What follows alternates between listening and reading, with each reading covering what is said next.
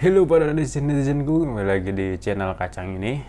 Ya, di hari ini kita akan bahas sesuatu hal yang menarik seperti biasanya yang kita sering bahas, yaitu adalah sebuah knalpot. Ya, jadi di sini kita bakal bahas knalpot lagi dan lagi. Jadi di sini gue lagi mencari sebuah knalpot yang benar-benar pengen gue pakai atau daily user ya, karena akhir-akhir ini pihak kepolisian sudah mulai gencar-gencar kembali mengincar para user motor untuk menertibkan masalah knalpot ini, yang dimana knalpot racing sudah mulai menjadi sasaran polisi lagi. Tapi menurut gua untuk menjadi sasaran polisi lagi tuh sekarang agak sedikit lebih lebih adil kalau kata gua, karena pihak kepolisian pun sekarang akhir-akhir ini sudah membolehkan knalpot racing tapi yang nggak terlalu berisik, alias knalpot racing atau boleh ngeganti knalpot tapi nggak berisik. Nah itu jadi gimana caranya kita sebagai pengendara atau user, kita harus memilih knalpot yang baik gitu, biar nggak bacot, dan kita harus memanfaatkan kebaikan dari pihak aparat untuk membolehkan kita ganti knalpot tapi nggak berisik gitu. Karena kan kalau dulu kan bener-bener knalpot yang bukan orinya itu pasti langsung diangkut atau langsung diambil. Nah kalau sekarang ini beritanya masih boleh pakai knalpot yang lain tapi jangan berisik intinya gitu. Jadi langsung aja kita kasih unjuk knalpotnya. Tada, ini dia knalpotnya. Jadi ini adalah sebuah silencer. Bentar ya, kita bersihin dulu. Jadi ini, maaf kalau misalnya ada topo. Jadi ini paketnya baru datang, Ini paketnya dari online shop. Jadi gue belinya bekas ya.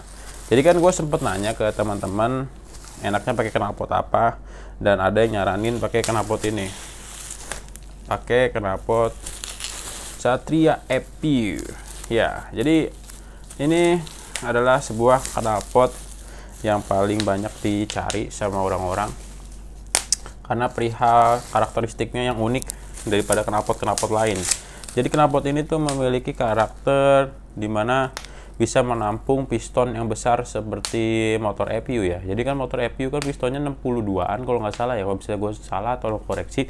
Cuma seingat gue motor EPU itu pistonnya emang lebih gede daripada motor-motor lain.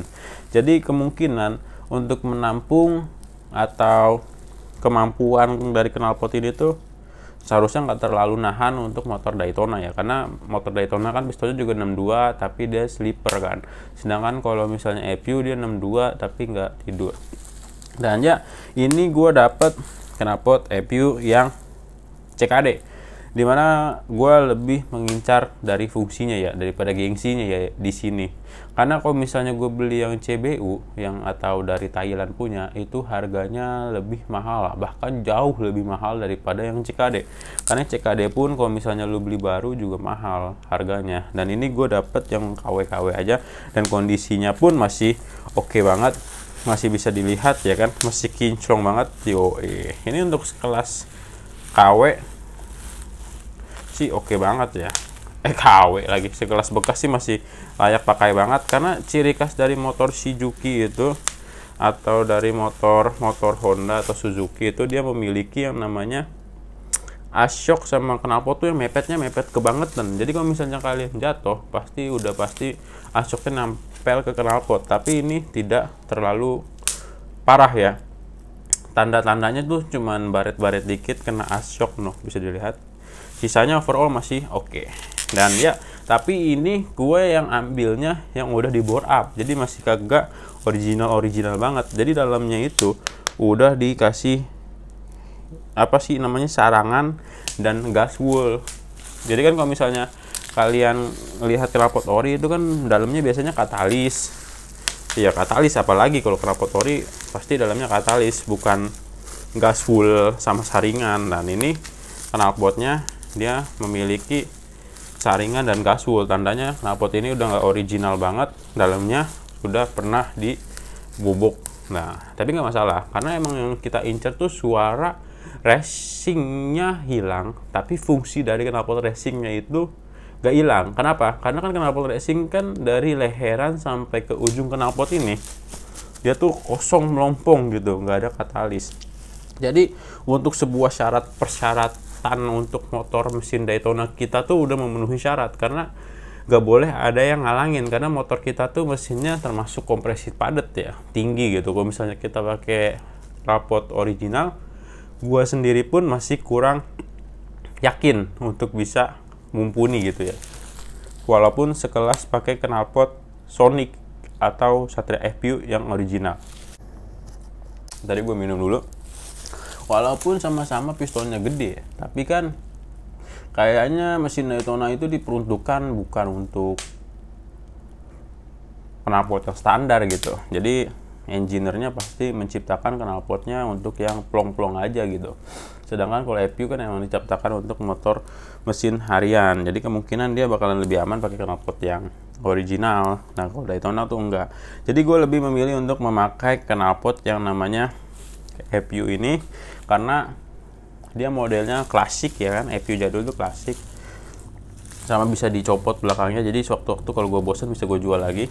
Dan sama ciri khas dari knalpot ori itu bahannya tuh tebel ya, bisa didengar tebal, jadi kemungkinan buat meredam suaranya tuh lebih bagus dibandingin pakai knalpot yang gue punya sekarang.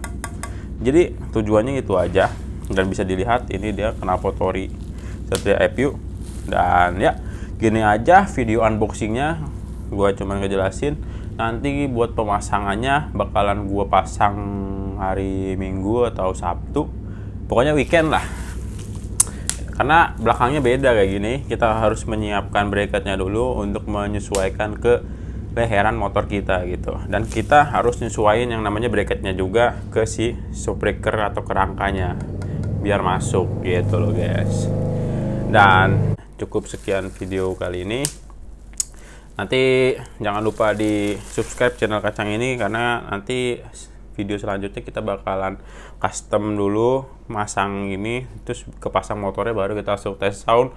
Habis dari tes sound kita tes jalan. Oke, sampai jumpa di next video. Gue Dwi Hidayat pamit. Bye bye.